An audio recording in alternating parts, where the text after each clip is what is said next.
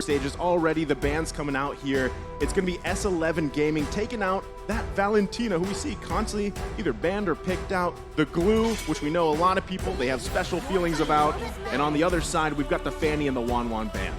It's still just standard bans, right? These are the prio heroes currently. The only unique ban is, surprisingly enough, the Valentina, because right now we're seeing a lot of Valentina get left open, and it's still seeing mixed results. Not super successful, but not bad at all.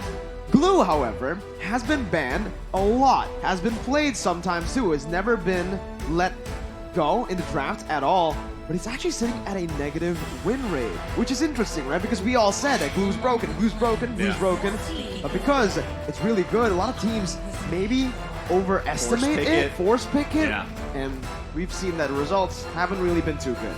Maybe they use it and try to overcompensate for a bit of a disadvantage in their drafting phase. Right now, Yves as well as Carry, two very solid heroes, has been banned out as well. S11 with a very quick pick onto that Joy, very mobile, very dangerous with good clear in the lane, an all-around very solid hero, but it depends on which lane, which position does this Joy go to. In the XP lane, with the Vengeance, I think it's just so much better. I was just going to ask you that, Rashi. You know, this has been, I feel like, a debate here on the caster desk so far up to day 4. Where does Joy fit? Where does she shine the most? And it's still, I feel like it is still up for debate up to this point. But on the flip side, we have RRQ AKIRA locking in another pretty well-picked hero, Kaja, because of just the Divine Judgment pick-off potential. And then, of course, we're going to see Fredrin here. The biggest thing, though, is Fredrin still allowing that flexibility. You still don't know. Is he going in the side lane? Is he going in the jungle? Same thing that you can say, again, about Joy here. Technically, the Kaja is also still flex, right? We still don't know, right? Jungle Kaja. Roam, jungle could still work. XP, not so much. But yeah, the Fredrin and the Kaja, two solid picks. Not just in their lanes, but even just the flexible potential of these two heroes. On the other side, though, Joy hasn't found a lot of success, too. It's been prio, it's been banned out and picked every single time, but the results have been really bad for the Joy. S11 Gaming, though, they're doubling down on that early aggression that we mentioned, picking up a Cho and the Kadira mid-control. That's the name of the game for the Argentinians. I thought that RRQ AKIRA was going to go very aggressive with the crowd control, right, from Fredrin and Kaja. But S11, they want to contest that with a Kadira pick. And usually, we have seen that the Kadira can be flexed out, but for the most part, it's always in the roam position.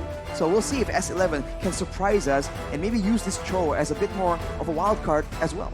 I would love if RRQ AKIRA locks in another flexible pick, because still, for both teams in the first phase of the draft, question mark. yeah, it's literally a huge question mark. Where are these people going, aside maybe from the Kadira, like you said, right? Because Cho has also been in the jungle. Joy has been in the jungle, right? So there leaves that, just again, that huge question mark on the table. The next pick, though, this one we know where it's going, right into the gold lane. The Beatrix is locked in. You think? No, okay, yeah. Jungle Beatrix. You're calling a mid-lane Beatrix? Well, we did see that before, right? Before it got back. nerfed, before all the changes towards Beatrix, but now I think we have to agree, right? There's no way that this gets flexed. The Beatrix doesn't really do well in the mid lane, especially up against these two monsters in Kadira and Cho. But a question for you too, Arashi. Beatrix, same thing. Win rate, not good at all. It's abysmal win rate. What do you think? I think a lot of teams have been playing the very mobile, very fast movement compositions, and Beatrix right now relies so much on the abilities landing, which makes it very, very difficult. So you need a very particular setup to ensure that the bulk of the damage does reach the members of your opponents. And on that note as well, it's going to be a bit difficult in the laning phase, considering how much all these teams just roam around and make sure that their gold laner has an advantage. So RRQ, they want to go aggressive, and they're looking like they have a bit of a combo going on, but the Beatrix has always been struggling, especially against so much pick-up potential from the side of S11. Yeah, I feel like we're in a weird place, right? Where you're still seeing Beatrix picked up a lot, but the win rate just isn't there.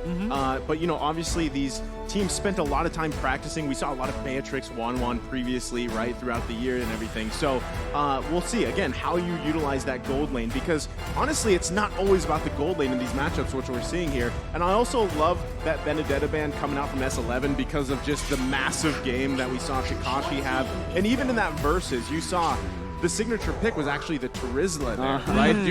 Do we possibly see a ban towards that?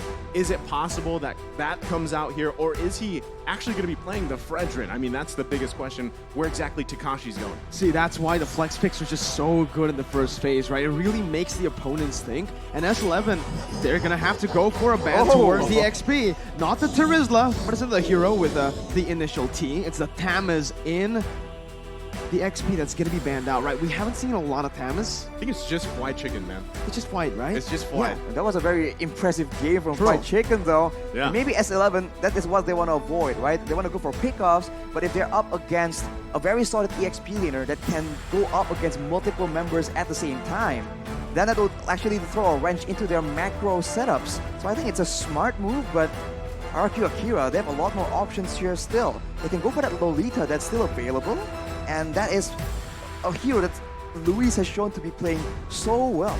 Yeah, I mean, we're going to get our answer in Theramis, just a couple Lunox? seconds. Lunox. Okay, Lunox, right? Who we've seen pop up 3 times up to this point, has had a pretty good performance. Really good, yeah. Really good. But mostly in the gold lane. Mostly in the gold lane, right? But so that's not happening here. So Unless. unless. Unless. But I think it's highly doubtful here with the Matrix. But S11 Gaming, I mean, what do they want to take into the gold lane here specifically? And then still, in just a couple seconds, we will find out, is this Joy still going in that jungle? Could it be the Cho here? Now, having the Kadita locked in with that burst potential, you do have a great option to burst someone down from RRQ AKIRA, but you got to utilize it, and that is the Irithil locked in for the gold lane. Oh man, Irithil just hasn't been too solid here in M4, the meta currently, but I do like the Grok pick, right? It really stops the momentum that RRQ AKIRA has, stops them from engaging, and hey, it's also a solid initiation tool. Let me ask you something. Go ahead. Weapon Master Grok or High and Dry Grok? It depends if he's a roamer or the XP now, right? Because Exactly. Cho can still go to Cho XP. can still, yeah. I think the Grok's going to go to roam position. Looking at the games that, well, yesterday's games, High and Dry, Weapon Mastery, I am biased towards Weapon Mastery, Yeah. right? The damage that Alien was doing was unreal, and you scale to the later stage of the game. So I think it'll definitely help him up against this kind of composition, which is quite squishy. If you want to look for that one shot, sure, just go for the Weapon Mastery, wait for those items, and then go. But the smartest pick is another, just such a solid choice for RRQ AKIRA up against so much CC. It's going to cancel out everything. Yeah, I like it. We've seen now both team compositions here. Arashi, any final thoughts on the team composition you like the most? I feel like both teams are just so aggressive, but I feel like for RRQ AKIRA, they have a bit more tools to work around with, a bit more crowd control immunity that will allow them to be a lot more dominant in the vision contesting. So I believe they have a bit of an edge here, but as you mentioned, both teams, they just seem very intent on just diving towards each other. Well, I gotta say, you know, with RRQ AKIRA here, they definitely have the tools they need. But I think the biggest thing, again, is that Marches pick, right? How do you utilize that? You're going to be able to dodge a lot of CC here. And then can you also utilize the Kaja pick? Because we've seen games where that struggled as well. But that's going to be it for the draft as we load up into the Land of Dawn. Ladies and gentlemen, the last day of the group stages. RRQ AKIRA versus S11 Gaming. Oh, you can already see the group up from both of the teams, right? They're just swapping sides right now as both teams, again, are just looking to just help their junglers get the buffs normally. Both junglers opting to go for the purple buff here. Yeah. So it's a very interesting path they're going to take. There's one thing that's very interesting, though, yeah. Papa Dog. Is that it? Is that what I was going to point it out to you, man? Weapon Mastery, right? He didn't go for it. He went for High and Dry here, which is interesting. What do you think about this? It means that he is going for a lot of 1v1 damage coming in, but of course, on the side of RRQ AKIRA, they also actually went for the Martis in the EXP lane instead. So both teams, again, going to be very aggressive, but I do think that as far as wave clear goes, RRQ AKIRA has a bit of a lead with the Beatrix, with the Lunox, as well as the Martis. So I think in the early game, that kind of speed and how you can rotate will be critical in deciding who arrives to the fights first. See, this is why it's so interesting with drafts, because both teams super flex, right? We didn't, initially we were like, where's Joy going? She goes in the jungle, okay. Then you have the Kadita in the mid lane, not roaming. You have the Cho on the roam. And on the other side, same thing. You actually have the Fredrin in the jungle, right? Doing that. And then it was the Martiz, who we have seen in the jungle as well often, but he's in the hands of Takashi here. And that matchup alone, Takashi versus Papa Dog, I feel like it's going to be tough for Takashi to get a kill here, whereas Papa Dog could possibly get an early one if he is able to utilize that high and dry emblem. And you can see the team focusing on the bottom side. Already right early on, Takashi though, on the Martis. That's why they actually opted to put the Martis in the XP lane instead of the jungle. And instead, they went for Fredrin in the jungle, which is, again, a weird style, because usually we do see the Fredrin get placed into the XP. But now King is already rotating towards that turtle side, going up against Papa Dog, Jotun, and Erwin. As Erwin jumps in with Way of the Dragon, able to actually bring King all the way back with Takashi looks for a steal. The Divine Judgment comes in onto Jotun, but it's still going to be S11 who takes the turtle. Both teams disengaging, and S11 walk out with the favorable trade. No one gets taken out, but that is a very quick maneuver from S11, and I thought that RRQ AKIRA were the ones that were going to put a trigger, because if you look at the composition, they have a lot more burst damage they can play around with, whereas for S11, they have a lot more outplay potential, but it seems like they are the ones that will be picking up first blood. First blood by S11 and Chan. This is what we said in the keys to victory. He needs to start popping off. Yeah. Picks the Kadita, flashy hero, does it. Erwin, with the way the Dragon and the Jikundo, brings King back, and that might just be a kill. King can't dash away. Sagan tries to look for some compensation, but it is not enough just yet. S11 off to a great start here. And yes, like you mentioned, right, Kadita, if you can get these early kills, you've got that last worship here. You also have the Petrify, which again has been debated. You know, do you run with the Flaker? Do you have the Petrify? Obviously, a lot of more people would opt for the Petrify for that combination to get out one member from RRQ AKIRA. But already, is there anything that sticks out to your eye here, Arashi, for the emblems? Of course, we talked about the high and dry already, but we can see actually in the mid lane though, a play happens to interrupt the analysis yet again. This is gonna be a spicy one, boys. They just don't like you, Arashi. They don't want you to talk, bro. I understand. Okay, you understand, right? But Erwin has just been massive here. I mean, I feel like at this point, most Cho games that we've seen have been very valuable, right? Whichever team decides to go with this hero. And it works so well in the roam because, again, you're able to just allow Jotun to go ahead and farm up, right? You don't really have to worry about too much, and then you come and contest those objectives. The next turtle coming up here in just a couple seconds.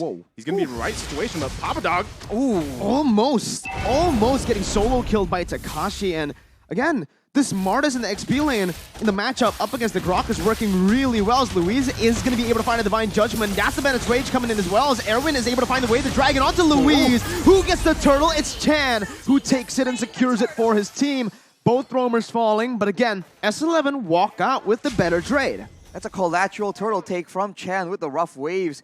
And S11, they're just doing so much better at abusing the fact that RRQ wants to group together and go for that dive in, because then they group up for that big combo, and later on Papa Dog will be in the mix as well. So RRQ, they need to try and spread out a bit, because in the early game at least, they don't really match that burst damage from the Kadita, so they have to wait for some items to come in for that Bandit's Rage like earlier to actually decimate the HP bars of S11.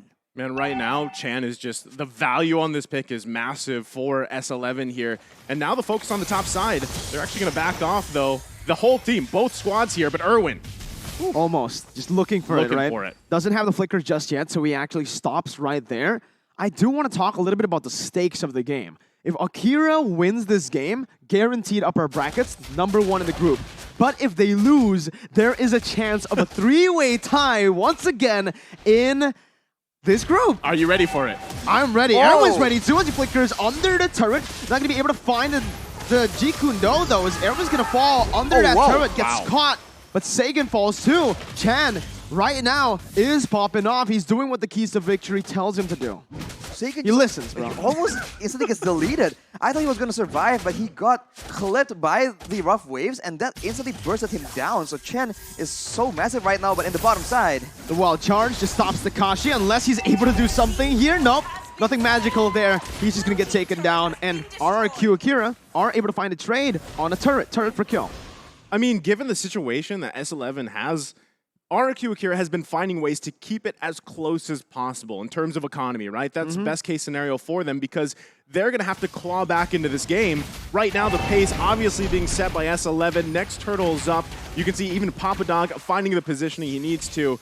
And Luis doesn't have Divine Judgment, right? So this is most likely going to be another turtle going in the hands of S11, furthering their lead here objectively, and they'll be able to play around this as pretty much all of their members getting very comfortable in terms of itemization at this point in the game. This is why it's so difficult when you go for so many late game picks. We saw a similar story from Blacklist, but they are forced to concede so many objectives in the early game. But fortunately for them, they're still able to match these structure takes and even have a bit of a lead. Taking a look at the items right here, Hunter Strike for Takashi means that he can be a lot more aggressive, but Gusta Lagusta with the Blade of Despair will start doing a lot more damage, especially to the Squishier members. But of course, once the Lightning Punching from Chen is completed, the already insane burst will get even worse for the side of RRQ AKIRA. Takashi was looking for a steal there, but will be caught on the wild charges. Erwin comes in to rotate, but Jotun's just going to be able to slay him down. The Divine Judgment comes onto Erwin right now as King is able to find a taunt. Sagan picks up the kill, a 1-for-1 right now. Ooh, Chan still able to get out. Jotun, once again, jumping back and forth, trying to get that last proc, but will just decide to disengage as Sagan comes in, just dealing some damage. And that whole time, Gusta Lagusta almost got taken out on the bottom side by Kai. So, I mean, that's just showing how much of a sort of vacation mode Kai has had. There might be focusing here on the bottom side, but Jotun not even going to let King and Luis get close enough. Still, though, Luis doesn't have the Divine Judgment. This is what RRQ AKIRA has to do. They have to play around Luis, and that's kind of been the trend for them throughout the group stage, is Luis finding those sets, whether he was playing the Lolita, whether it's the Kaja here. And still, if Gusta Lagusta can continue to grab a couple kills here and there, he's got weapon mastery himself, he will be a threat as the game goes on here. Luis, we have seen that he really does do a lot more flashy things when he has AoE crowd control that can set up his whole team for a big fight. But whoa, King! Erwin is able to find that right now, but everybody just collapses. The Petrify is massive by Chan. He finds the Lunox. Sagan's gonna fall, and Luis as well to Kai, who picks up a double. Gusta Lagusta rotates back into the mid lane, but it's a bit late. Takashi is gonna be caught there, jumps in onto the bush, and S11, they've timed that perfectly for the neutral objective to spawn, and that's the Lord. I wonder if RRQ AKIRA can be considered doing good or bad right now, because they've been losing a lot of fights, but at the same time, they've been able to minimize the goal difference, the structure difference as well. But now with S11 taking that Lord, if they play the macro game properly and manage all three waves at the same time, they have a chance here to, at one fell swoop, just break down multiple turrets from the side of RRQ AKIRA. Man, Erwin... still, just finding these little moments here. We're going to take a look at the replay in just a second, presented by TikTok here. Look at that, right? This is what we call the TikTok play in the Philippines. Comes in with that combination and doesn't die. Like, he's able to survive as well. And then the double there from Kai. That is a massive value here for S11. What? What happened? Chan just got caught, and Jotun's looking for that ambush. Luis is going to be taken low. He doesn't have the Divine Judgment, and Jotun's just going to be able to walk him down. Takashi on the back, forced to flicker out very low. Jotun gets traded back as Gusta Lagusta picks up a mega kill. But man, it's just action everywhere, and they don't stop. They're still going. Here, Sagan comes in with Wild Charge, will cancel that damage out. Erwin jumps in, now bringing him back with Wader's Dragon. As Kai is going to be able to actually deal the damage back onto him. But Gusta and King traded back once again, and it's a shutdown over to Gusta. Man. This is a tough situation here because multiple shutdowns were picked up by Gusta Lagusta in that fight. Look at the damage right now. Okay. Out of nowhere, he is 6-0. Okay. The Beatrix does damage. Right. What was wrong with all the other Beatrixes at M4? What's with the win rate? Yeah. Well, he's 6-0. It's Gusta Lagusta, man. He's 6-0. He has the weapon mastery. And just a couple minutes ago, we were like, at one point, Gusta Lagusta, if he can continue to farm up, he is going to be a threat. And this is now. Now we're here, right? This is exactly what we're seeing. They get some more space on the map that they need. They even out the turret situation. But still, S11 is not out of this, right? They still do have quite a bit of control. They've got setups here. But Erwin, at this point, has to be much more careful in the way that he approaches these. And the same thing, Luis, now that he has Divine Judgment, he's feeling a little bit more confident, especially with Gusta Lagusta popping off at this point. He could find a setup that he wants, and then that's an immediate -1 for S11. It's going to be way harder for S11 to pull off their composition in the later stage of the game, right? They need to use their burst really efficiently towards that back line, and it's Sagan and Gusta. Thing is, Sagan can go invulnerable, and Gusta, the longer the game goes, will have some defensive items, will be a bit harder to catch. Meanwhile, for S11, most of them are open, and most of them can't really, take the prolonged fights here. It's just Kai, but just as I say it, again, Gusta, Lagusta, he's dealing a lot towards Papadog on that high and dry. See, that's the thing. As we just said, Luis will pull those into Gusta Lagusta, find a kill, but Chan, though... Chan still has the rough waves. Is going to be able to get out of that one. A good snipe over just to poke Erwin down. But RRQ are doing good right now. They've gotten the turrets down, and they can actually just wait it out. Play the long game, unless Erwin gets caught here, and that's just a legendary picked up by Gusta. That's insane, What man. is Gusta? What? This man's insane! It's such a tough situation right now because Gusta is relatively survivable. Wow, that's a lot of damage, but he has a Has clause as well, so he is sustaining a lot in these fights, and later on, Luis can transition from being an engage tool to a peel tool to ensure that Chan or Jotun, anyone who just dies in the back line, can get instantly shut down and destroyed by the damage coming in from the 8 and 0 right now, Gusta Lagusa. Oh, look at Chan. Oh, He's looking for a setup here on Gusta if he can find it. Oh my god, Sagan actually reads it out. Chan's still able to dish out the damage, but again, that's where the Lunox comes in handy. I thought I was going to hit, and then he's going to go for Luis ult, on the and then he hunt, goes though. for the hit. But yeah, Luis is on the hunt. Not really going to be able to commit just yet, though. So, both teams just disengage unless Papadog gets caught with Wild Charge. He is going to be able to turn it back around onto RRQ AKIRA. Luis is going to be sprayed down right there as Gusta still dealing a lot of damage in the back. Flickering out to safety as he's going to be able to kite for a bit, but King will fall to the hands of Kai, who's still running wild on RRQ AKIRA. He picks up a triple kill, and in the mid lane, it's a 1v1 where Chan's going to be able to actually deal out the damage to shut Gusta down. Takashi coming back at it, getting the decimate, and getting a trade back in. It's a 4-for-1. Out of nowhere. That's a 4-for-1 after securing the Lord. Both these teams right now, after taking a Lord, has gotten taken out very decisively. What is going on? RRQ AKIRA, they stood there with 2 members in that late game in a Lord push situation. I mean, now we've been talking about Gusta Lagusta, and Kai has heard it, and he's like, what about me, right? He's 7-1 and 3, just had a massive play there. So either way, this game can be anybody's game. S11 still in a good position, and a lot of it still. It's the same thing mirrored across these two team compositions. Who gets that pick off? Who finds a person out of their team? I mean, if it's Papadog, great, right? If he can get someone from RRQ AKIRA out of here, and that target is most likely probably going to be Takashi as we see him try to focus on these side lane pushes a little bit. But still, as we're about a little over a minute away from that next Lord, it is going to be a crucial to who has the numbers advantage leading up to that objective. But taking a look at the items, how are things going here, Arashi? A Cursed Helmet and an Oracle for Jotun in the jungle. This is a bit of a hybrid build. He wants to do some damage. He needs to have enough to threaten the backline, but still be tanky enough to survive these big crazy fights.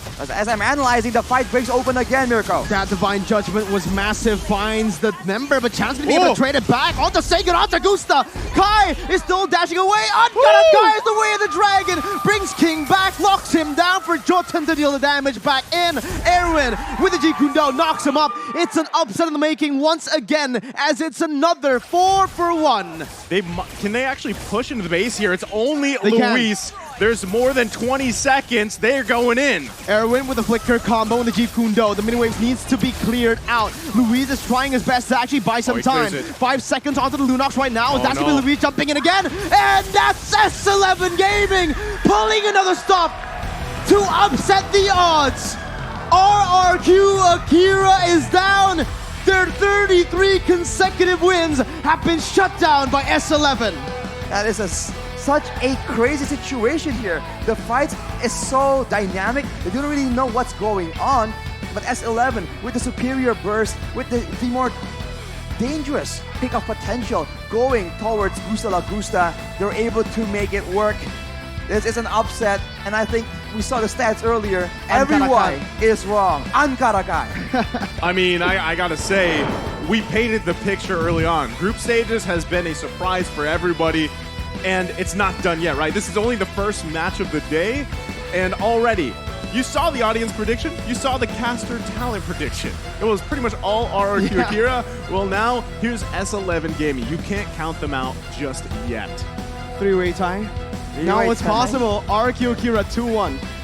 And S11 1-1. They need one more victory to actually get the same score. And then, dude, honestly, this is crazy. It's possible. 10 games later? 10 games. Maybe. 10 games are we later. ready?